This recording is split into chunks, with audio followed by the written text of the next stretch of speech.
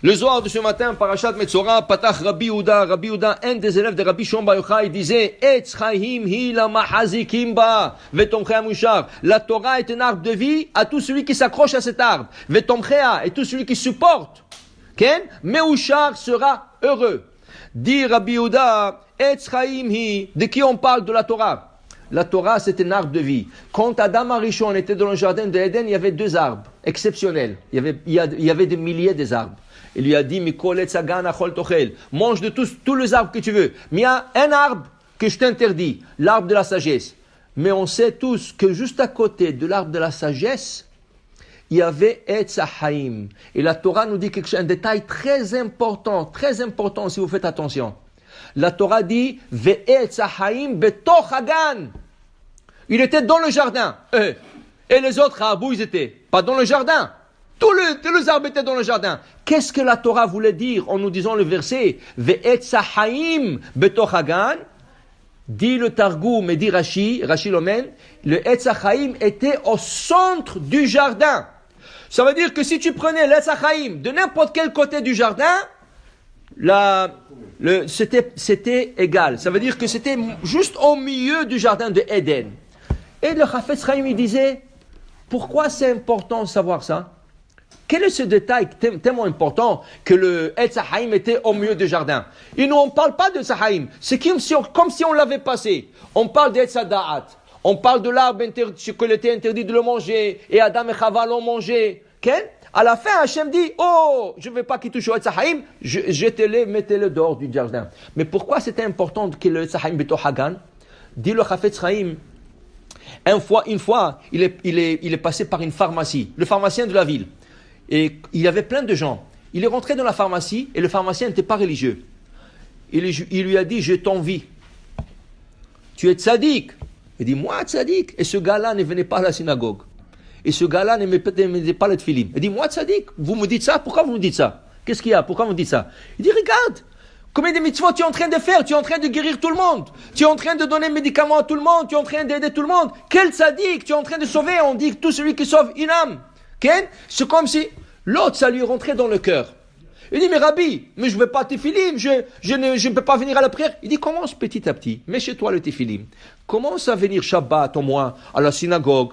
Il dit, écoute-moi, la Torah dit, comme ça le Chafetz Chaim lui a dit, la Torah dit, Ve'etz Haïm betoch hagan. L'arbre de la vie était au milieu du jardin. Pourquoi?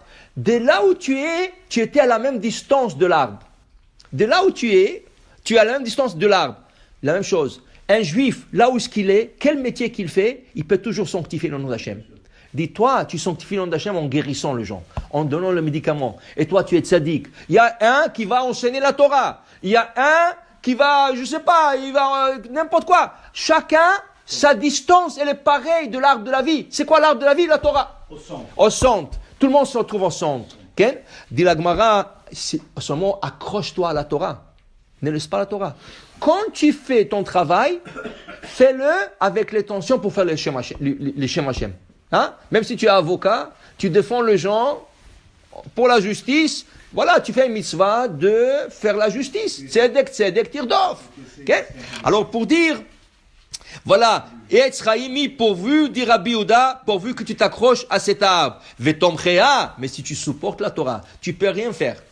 Oui, tu vas faire tes mitzvot. Mais si tu supportes, dit la Gemara, Zaché, le Zohar, Zaché, le Nevé, tu auras 2 enfants ou des beaux-fils qui vont être des Nevi'im, des prophètes, ou des gens qui étudient la Torah, des gens bien. Ça, c'est le mérite. Quand tu supportes la Torah, ton mérite, c'est d'avoir une famille qui est accrochée à la Torah. Alors, tu peux pas investir dans la Torah.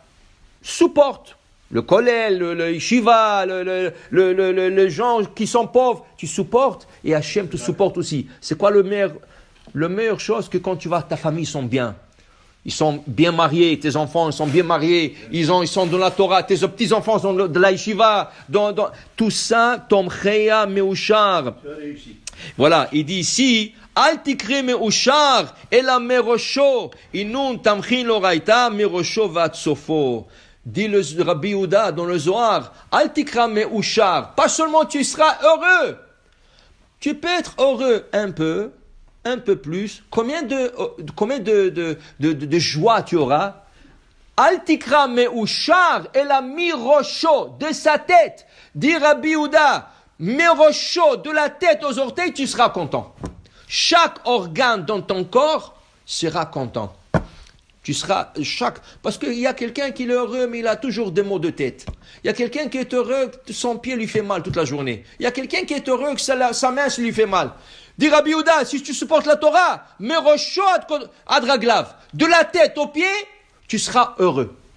Tu n'auras pas mal, tu n'auras pas de maladie, tu n'auras rien du tout. Ça, c'est rien qu'en supportant la Torah. Baruch Adonai le'olam. Amen ve amen.